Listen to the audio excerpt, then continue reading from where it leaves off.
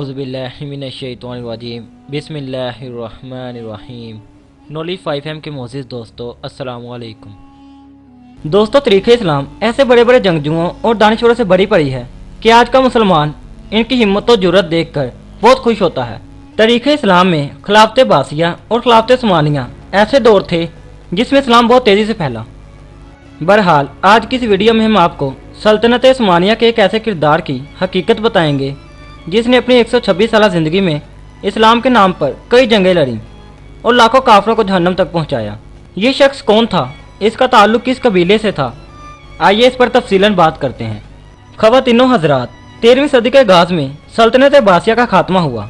ये वो दौर था जब उम्मत मुस्लिमा एक नाजुक दौर से गुजर रही थी। इसी दौरान दुनिया के नक्शा पर एक नई सल्तनत उभरी जिसकी क़यादत चंगेज़ खान ने की। चंगेज़ खान की क़यादत में मकबूलिया से ताल्लुक़ रखने वाली एक खूनख्वार फौज ने अपनी सल्तनत की तोसीक के लिए दूसरे इलाकों पर यलगार की और देखते ही देखते मशरक़ी वस्ती यूरोप को फतह कर लिया और इसके बाद यहाँ हुकूमत कायम करने में कामयाब हो गए। नाज़रीन, मकबूल फौज ने जुल्म जाबरियत की जो दास्तान रकम की वो रहती दुनिया तक याद रखी जाएगी। और इसके बाद मकबूलिया हुकूमत ने अपने खूनख्वार फौजी लश्कर को साथ लेकर तुर्की और ईरान की जानिब रुख किया और यहाँ आकर इन्होंने देखा कि तुर्क कबाइल खैमा बस्तियों में तकसीम हो चुके हैं।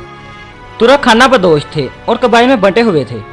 ताहम इनमें कई कबीला ताकत में ज़्यादा मजबूत था, बल्कि इनमें दानिशवरों की तादाद भी बहुत ज़्यादा थी। नाज़रीन ग्रामी, काई कबीले के सरदार सुलेमान शाह को समझदार सिपहसालार माना जाता था और इनके बेटे अर्तगरुल की बहादुरी और जुर्रात के किस्से भी तरीक़ का हिस्सा बन चुके हैं।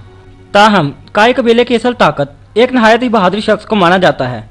मुहक्किकीन ने इस शख्स का नाम तगरुल गाजी के तौर पर दर्ज किया है। तगरुल गाजी का शुमार इन लोगों में होता है जिन्होंने एक सदी तक इस्लाम की खातिर कफ़ार से जंगें की और हर जंग में बहादुरी से लड़े। इसके अलावा तारीख में यह भी लिखा है कि तगरुल गाजी अकेले 20 आदमियों से लड़ सकते थे और अगर इनकी आंखों पर पट्टी भी बंदी होती फिर भी बाखूबी लड़ते थे। दोस्तों, तगरुल गाजी ने जंगों में ऐसी बहादुरी की मिसालें कायम की हैं कि इनके किस्से सुनकर आज के नौजवान के दिल में भी जिहाद का जज्बा पैदा हो जाता है। जिस हथियार से ये कुफ़ार का मुकाबला करता था वो हथियार आज भी तुर्की के अजायब घर में मौजूद है और हर रोज़ हज़ारों लोग इस कुल्हाड़ी को देखने अजायब घर जाते हैं।